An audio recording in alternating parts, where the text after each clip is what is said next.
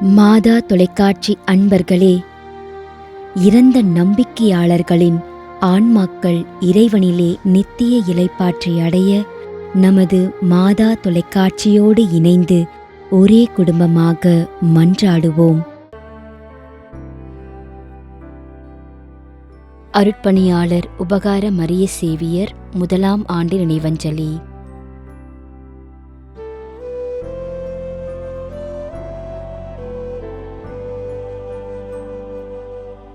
ஏ. அமல்தாஸ், திருவண்ணாமலை 30ஆம் நாள் நினைவஞ்சலி.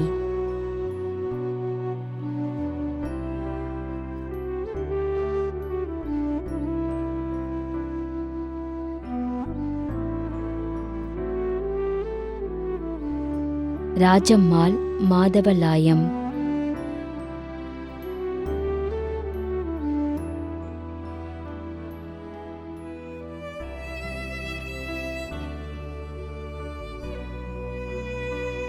எஸ். இருதயநாதன்.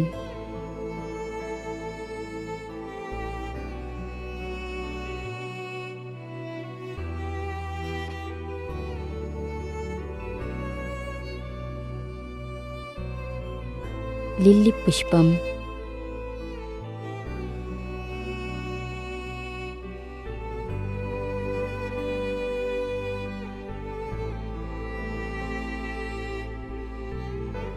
திரு நோலாஸ் ராயப்பன், திருமதி ஜெயமேரி, ஆத்தூர்.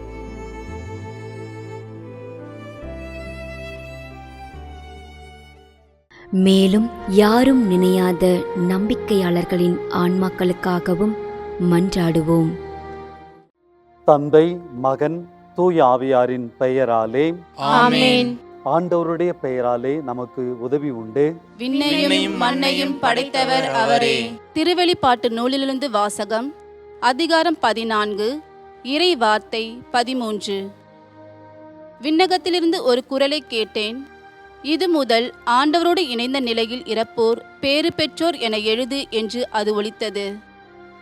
அதற்கு தூய ஆவியார், ஆம், அவர்கள் தங்கள் உழைப்பிலிருந்து ஓய்வு பெறுவார்கள், ஏனெனில் அவர்கள் செயல்கள் அவர்களை பின்தொடரும் என்று கூறினார். ஆண்டவரின் அருள்வாக்கு. இறைவனுக்கு நன்றி. நம்மிடையே வாழ்ந்து இறந்து போன இறைவனின் அடியார்களுக்காகவும், மேலும் குறிப்பாக மாதா தொலைக்காட்சி வழியாக நீர்த்தார் நினைவில் இன்று நினைவு கூறும் இறைவனின் அடியார்கள் அனைவருக்காகவும் மன்றாடுவோம். விண்ணுலகில் இருக்கின்ற எங்கள் தந்தையே, உமது பெயர் தூயது என போற்ற பெறுக. உமது ஆட்சி வருக. உமது திருவுளம் விண்ணுலகில் நிறைவேறுவது போல மண்ணுலகிலும் நிறைவேறுக.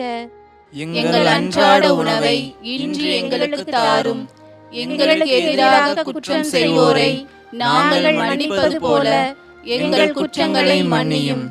எங்களை சோதனைக்கு உட்படுத்தாதையும் தீமையிலிருந்து எங்களை விடுவித்தருளும். ஆமென். மன்றாடுவோமாக. இறைவா, இரக்கம் காட்டுவதும் மன்னிப்பு அளிப்பதும் உமது இயல்பு.